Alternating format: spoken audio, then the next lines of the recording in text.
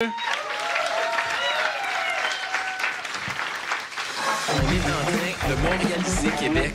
Pas besoin d'études, rien à écouter. C'est gratis. On est chanceux de vivre dans un pays où la démocratie elle s'exerce. Vous n'avez pas fait votre première communion? Non? Vous êtes pas baptisé? Fallait-tu? Ben, idéalement, je pense qu'on prend pas de chance. Oui, je suis baptisé quand même. Ah, phew! D'abord, un petit retour sur la semaine passée. Non, non, Vous non. vous souvenez, Jean-Philippe? Ben, c'est parce que je peux lire votre texte maintenant. Ah oui, mais OK, allez-y. je vais le faire moi-même. OK, allez-y, excusez-moi. Mon Dieu. Un petit retour sur la semaine passée. Vous vous souvenez, Jean-Philippe, que j'avais été très déçu qu'Éric Duhem soit en vacances et puisse pas réagir à votre petit problème d'alcool. Ouais. Et il est revenu et il a pris la peine d'en parler. Vous allez être très, très surpris de son opinion rafraîchissante sur votre escapade. Bon. Puis quand t'es un artiste montréalais qui est dans la bien-pensance gauchiste du plateau, c'est sûr que t'as l'air d'un cave. On l'avait pas vu venir. Hein? Et ce qui est bien avec ces mots-là, c'est qu'ils fitent dans n'importe quel ordre. Hein? Plutôt que de dire un artiste montréalais qui est dans la bien-pensance gauchiste du plateau, il aurait pu dire un gauchiste montréalais du plateau dans la bien-pensance artistique ou un pensant à gauche bien montréalais sur un plateau d'argent d'artiste. Ah, bravo! Ça aurait marché aussi. Il y a aussi Jeff Fillion qui a parlé du passage de Guillaume Lepage à notre émission cette semaine. Guillaume Lepage à la soirée. Comment ça s'appelle la soirée samedi soir? La soirée est encore jeune. La soirée est encore jeune. Le samedi soir est encore jeune. Le samedi soir est encore jeune. Comment ça marche? Moi, mes affaires, hein? Samedi soir est encore jeune. Qu'est-ce qu'on rigole quand même, hein? Toujours drôle d'oublier le nom des gens. C'est que M. Lepage l'avait traité un petit peu de cave ou quelque chose comme ça, et ça n'a pas plu à M. Fillion qui avait un message pour lui. On est tous le cave de quelqu'un en passant, Guillaume, je veux juste te dire ça. On est tous le cave de quelqu'un, mais c'est sûr que Jeff Fillion ratisse un peu plus large que d'autres. Regardez la foule qui vous applaudit, là. Il envoie la main. Salut la foule. Alors, il est non seulement... Jeff Fillion est non seulement le cave de Guillaume Lepage, mais aussi le cave du petit Jérémy. Parce que le petit Jérémy l'a traité de roi des caves sur Twitter avant de s'excuser, ce qui a fait réagir M. Fillion. Monsieur. Donc, quand tu traites l'autre de cave, la beauté, c'est que si je me décide de poursuivre, parce que ce serait une bonne idée, je pourrais poursuivre Jérémy Gabriel, c'est ça son nom? Oui. Jérémy Gabriel. C'est 42 000, je pense, le montant qu'il demande à McWard. Ah oui? Parce que c'est pas fini, hein? Non, c'est pas fini. L'appel va être dans quelques mois, je crois. Ben moi, je suis le Jérémy Gabriel de Jérémy Gabriel. Oui, Jeff Fillion a été intimidé par le petit Jérémy. S'il veut poursuivre, par contre, il faudrait qu'il soit sûr de son nom. Ça serait utile. Sinon, notre invité en deuxième heure, Alain Vadeboncoeur, était de l'émission de Bernard Drinville au 98.5 cette semaine. Vous connaissez bien, vous, Jean-Sébastien, hein, Alain Vadeboncoeur? C'est un ami. C'est un ami. Alors, on l'écoute. Oui, j'ai fait un entretien l'autre jour avec Catherine Perrin. Il y avait Alexandre Morette et Jean-François Girard. Il y avait deux types parmi nous. Donc, Jean-François, qui lui dit plutôt, quand un médecin me rassure, généralement, je suis correct pour un bout. Alors, le fait que votre ami ait oublié votre nom, ça me rassure quand même un peu sur votre hypocondrie. Je ne veux pas lui écrire si souvent que ça. Non, 2 fois que j'ai écrit pour des raisons médicales seulement. Dans la dernière semaine? Dans la vie. Ah! Sinon, Mais la dernière fois, c'était pour mon reflux. Ben oui, je On sais pensait bien, que je c'était sais une bien. crise cardiaque. Peut-être ça aiderait de oui, mettre la un métronome, juste pour savoir quand est-ce... sinon, la semaine passée, vous vous souvenez du conseiller municipal de... Oui? Je suis là, moi. De Montréal, Richard Gay, qui trouvait que sa collègue était bonne pour une femme. Mais cette semaine, c'est Alan de Souza qui a fait un commentaire louche sur le budget de Valérie Plante.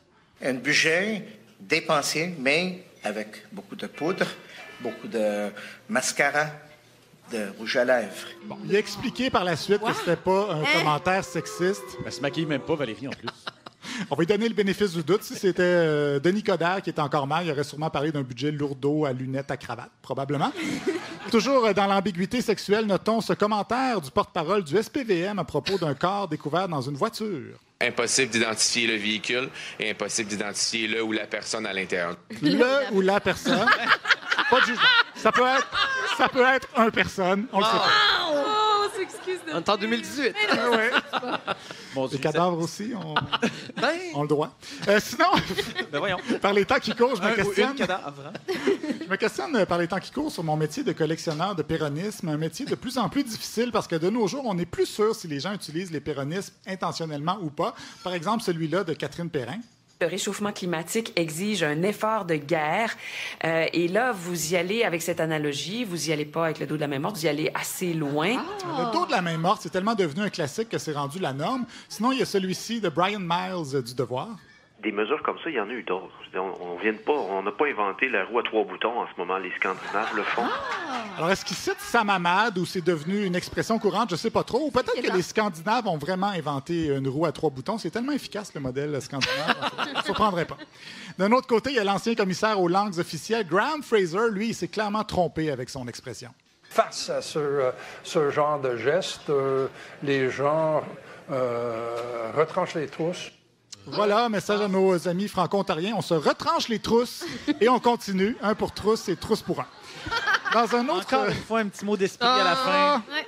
C'est ça, Olivier? Ben, c'est pas pour rien qu'il est rendu à son 2e livre. C'est pas une blague. C'est vrai. Dans un autre registre, on va parler un peu de Rambo Gauthier. On se rappelle qu'il a écrit sur Facebook qu'il attendrait François Legault avec une brique et un fanal s'il laissait les Ontariens venir travailler à la Romaine, pas la laitue, la rivière. Ben, ça, c'était la version soft, comme il l'a dit à son ami Babu à la radio. Cause, il débarque à l'autre bout, mon ami, puis bingo, j'ai de quoi pour vous autres, les petits amis. Prenez notre électricité, puis nous autres, on va vous donner la moitié de nos jobs. Fuck you, esti. Il n'y en est pas question, puis je me calisse des oreilles prudes, là. C'est sûr et certain, quand j'ai dit la brique puis le fanal, je me suis gardé une petite gêne. Parce que je le savais qu'il y avait des acides d'oreilles prudes. Alors, il aurait dit quoi si les gens n'avaient pas les... compris. Il est fâché. Je pense qu'il a dit hostie, calice. Voyons. Pas mal ça. Donc, si les gens n'avaient pas eu les oreilles prudes, la brique puis le fanal seraient peut-être devenus des couteaux Rambo. Et désolé justement pour les oreilles sensibles, mais c'est comme ça qu'il est Rambo quand il est fâché. Plus que je t'en crise, plus je te chatte. Tu comprends? Ça perlipopette, hein? Et justement, une personne qui le met en beau fusil, c'est Luc Lavoie. J'espère que Luc Lavoie m'haït. Parce que s'il peut m'haïr comme moi je l'haïs, il doit m'haïr en esti. Je le déteste, ce petit clown. Beaucoup de haine quand même, hein, là-dedans. Une haine qui n'est pas partagée par Luc Lavoie. Rambo, si tu m'écoutes à l'heure actuelle, sache que je ne te haïs pas. Je te trouve un peu con, mais je te haïs pas. On l'aime quand même. Mais pas dire qu'on n'est pas capable d'avoir des débats civilisés au Québec. On pourrait pas avoir son rire, non? Ben, c'est ça, ma machine marche plus, là. Au moment où est-ce que vous êtes... Merci! Bref, Excusez-moi. On est quand même loin du Doc Mayou. Excusez-moi. Mais là, elle fonctionne. Doc Mayou qui voit Rambo comme la 8e merveille du monde. Monsieur Doc, qui lui était déjà occupé par un autre sujet cette semaine, l'hygiène. Pourquoi vous dites que quand un homme, il veut que sa conjointe soit propre, prenne sa douche avant une relation sexuelle, que ça fait de lui quelqu'un qui aurait des tendances homosexuelles? Bon, c'est parce que ça m'a été confié par des femmes dont le conjoint était soit sexuellement problématique, déviant ou avec une variation comme l'homosexualité. Oui, donc un homme trop propre... Une variation. Une variation. Un homme trop propre a assurément une déviance sexuelle ou est homosexuel. Faut dire que M. Doc, lui, il n'est pas fort là-dessus, le lavage. Non. Moi, à l'hiver, là, les douches et les bains, là, écœure-moi pas trop souvent avec ça. Ben, c'est super, ça. On soupe. Mais en même temps... On salue Mme Doc. On salue Mme C'est quand même pratique quand tu es un psy, tu peux faire passer tes propres problèmes pour la réalité et dire que 99% du monde qui se lave l'hiver, ben, c'est eux qui ont un problème. Faut dire que comme Bernard Werber, il a un passé bien rempli, le Doc Mayou. Dans une vie antérieure, j'étais un porc. Mon Dieu, ça s'invente pas. Devant toutes les portes... Antérieur, vraiment? Ouais. Ça, c'était subtil, mais c'était tellement brillant, ça. Tout en finesse. Ben, regarde, continuez. Donc, tout ça, ça me rappelle évidemment ce commentaire de Stéphane Dupont de Énergie il y a quelques années. Mais le Doc Mayou, là, j'ai soupé avec, là. J'ai soupé avec, là. Il était assis très à côté de moi. Ouais. Puis je vous dis qu'il sent le tour de bras. Oui, ça n'était pas endurable. Oui, il sent vraiment le tour de bras. Il sent le swing. On salue Mme Doc encore une fois. Ainsi que notre réalisateur. Des archives. Oh. Pardon? Ah, j'ai créé un malaise, hein? Non, je sais pas, c'est parce qu'on sait pas qui parle en même temps, là. Je parlais du swing du réalisateur. Merci, Luc. Et on va finir avec un moment troublant qui s'est passé à Radio-Canada en Estrie pendant un débat sur la première semaine de la CAQ à l'Assemblée nationale. Que c'est eux que l'électeur voulait, pas les autres.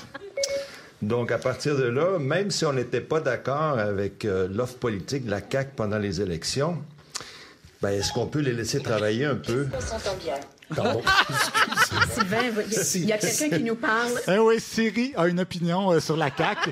Quand je vous dis, Jean-Philippe, que les robots, les algorithmes veulent prendre le contrôle de nos vies, j'espère que vous allez me croire maintenant. C'est Olivier Niquette qui est à ma gauche ce soir. Le grand Olivier Niquette. Regardez la foule, Olivier. Regardez les gens qui vous applaudissent à tout le monde. Regardez comment les gens vous aiment.